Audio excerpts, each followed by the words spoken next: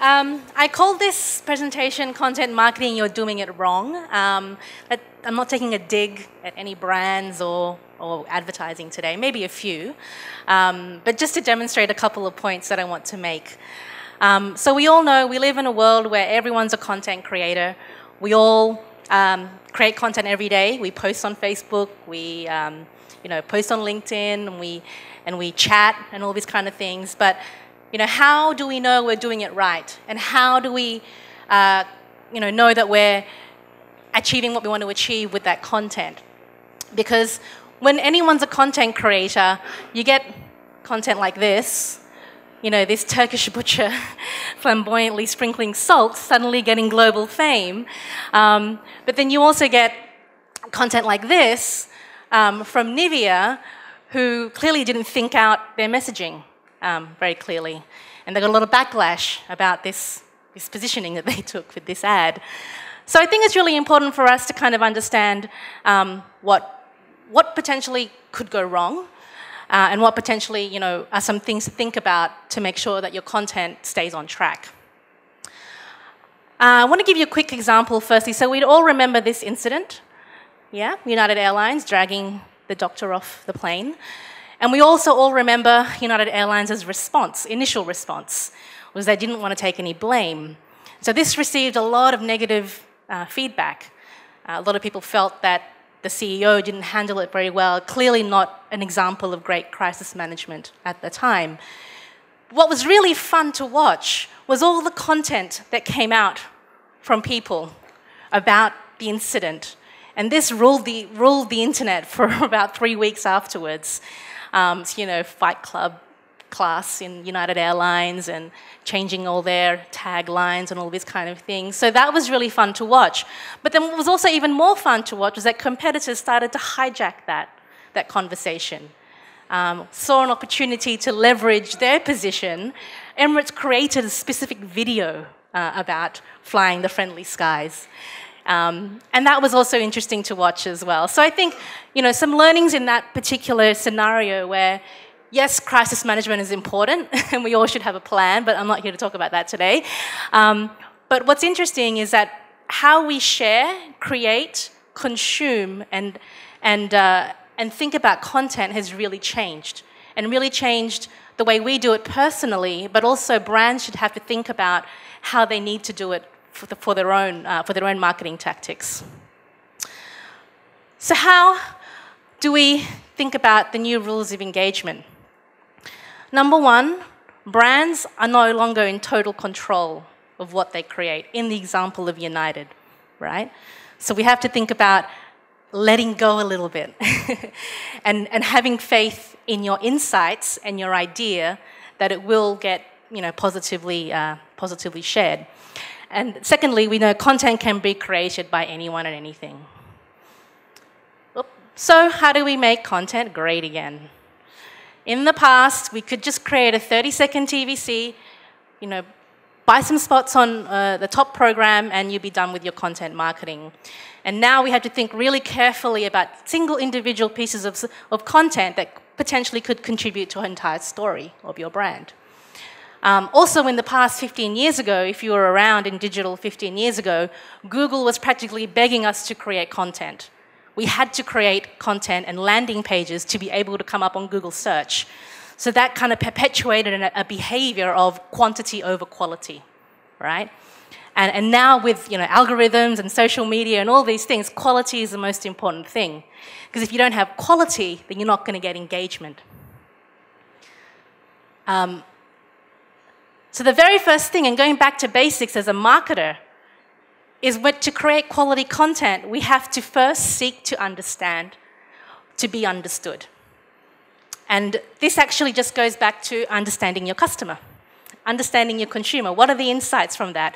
And I'm not talking about demographics. I'm not talking about 25 to 35, income AB, living in Ho Chi Minh City. I'm talking about attitudes and behaviors and values and beliefs, and what these people actually do during the day in the life, and where I work at Red and Aleph Labs, we go through customer journey mapping and we go through user journeys and we understand and build user personas to really get into the detail of who is this customer, what drives them, what's their motivation, why should they care about my product, yeah? But sometimes we get clients like this who essentially want to give us a project of trying to make something go viral. Make it go viral. It's a 22-minute corporate video, make it go viral. And you have to take a step back sometimes and say, well, let's think about your viral video for a minute. Why do you think it would go viral? What could compel your customer to want to share this content? And sometimes there is a bit of change of mindset about that. Just because you create content about your company doesn't mean people are going to share it as well. So changing of mindset is super important because, again, brands who crave control won't always necessarily have viral content to create. And one of the biggest lessons that brands who go through this is that understanding that your audience are your publishers. They're the ones that decide whether it goes viral or not you. Just because you have $1 million doesn't mean it will go viral. And if the content is not great, if it doesn't relate to an insight, or if it doesn't get executed well, then it's not going to get shared. It's not going to get engagement. People aren't going to like it. And they decide what's good or not. So we saw a little bit earlier from Kantar about the kind of content Vietnamese people like to share. I'm going to share with you a couple of pieces that I found. This is global content. What people like to share globally. Does anyone want to have a guess about one of the most popular pieces of content shared last year? No? How sensitive is your OCD radar? Was one of the most popular pieces of content shared last year. I think this was over 5 million shares in total, this piece of content, right? Another one. Intelligent people tend to be messy, stay awake longer and swear more, right? That's another piece of top shared content. This is about 3 million shares. Another one. Bald men are sexier. Another piece of top shared content. Right? Who's bald here? And then, I think most of you may have seen this one. Strangers bond over the results of a DNA test. Who's seen this video? Where everyone discovers they're all related to each other, yeah?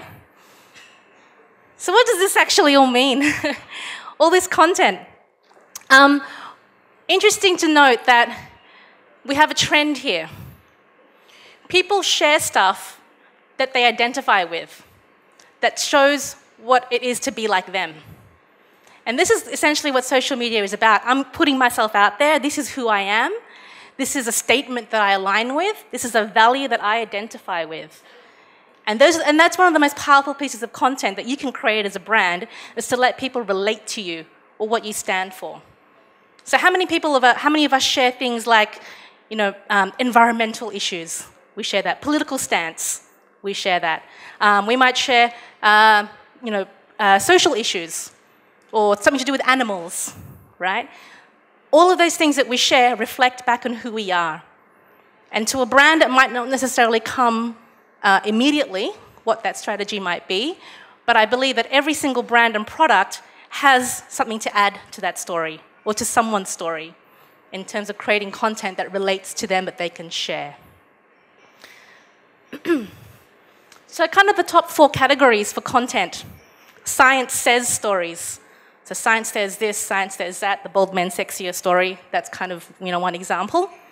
The second one is anything that reinforces an opinion or belief. Whether it be right or wrong, it's still, you're letting people stand up for something. Third one is heartwarmers. Anyone seen those Thai ads? The really Thai insurance ads that make you cry? Those ones? Those are heartwarming ads. And the last one, any kind of aspirational messages. Who shared a quote on their Facebook page in the last 30 days? Who shared an inspirational quote? We all do it, We all do it to be able to kind of reflect who we are and identify with that quote. So top 4 things. And again, These are the kind of content people love to share. So this whole thing of first seek to understand, then be understood. I'm going to give you one example from one of my favorite brands who are amazing at content marketing, IKEA. Right? Do we all agree on that? I know there's no IKEA in Vietnam. I'm very disappointed in that. But they do make great marketing content. So IKEA ran a campaign for Valentine's Day last year. And when you think of Valentine's Day, what kind of marketing messages are in the market? You think like red hearts everywhere, send flowers to your loved one, send a message, send a card. This is what they did. They hijacked Google. And they bought search terms related to relationships within the family. This one, he can't say he loves me. Right? So people search for problems all the time on Google, right? And what they did, they bought this keyword and they called it, he can't say he loves me, but maybe he can write it down. So you click on this and it links to their Blackboard. Right? Very clever. This is native advertising at its best. And all it is buying some search terms and thinking about the insight of your consumer and giving them that right content to connect with. He can't say he loves me, so they changed all their product names and gave it the search term name related to that problem. My partner snores, a bed, right, a spare bed. My son plays too much computer game. This is a pair of scissors. Cut the cord. And they have, it goes on and on. So they had about 500 different products for that. And I think that's really interesting, very simple. Great results for them. One day, Valentine's Day, right? One day. Great results, very simple, all rooted in an insight and all rooted in very clever content marketing. So I'm going to leave you with 3 questions. 3 questions I always ask myself and my team when we start to create content for a brand. Number 1, do you care? Do your customers care about what you have to say? Right? Is what you're going to create really going to matter? Or are you just creating it for the sake of creating it? So care is number 1. Do you care? Number 2, can you do it for a long time? Or can you sustain it? Do you have rhythm? Can you keep coming up and creating all these content pieces that bring the story together? So making sure you have rhythm. And number 3, knowledge. And using your knowledge to create value for the other person. Because when you have knowledge, there's no point just blurting out knowledge, but it's super important to make sure that knowledge adds value to your customer or to your brand or to the industry or to whoever it is that you want to target, right? So care, rhythm, and knowledge.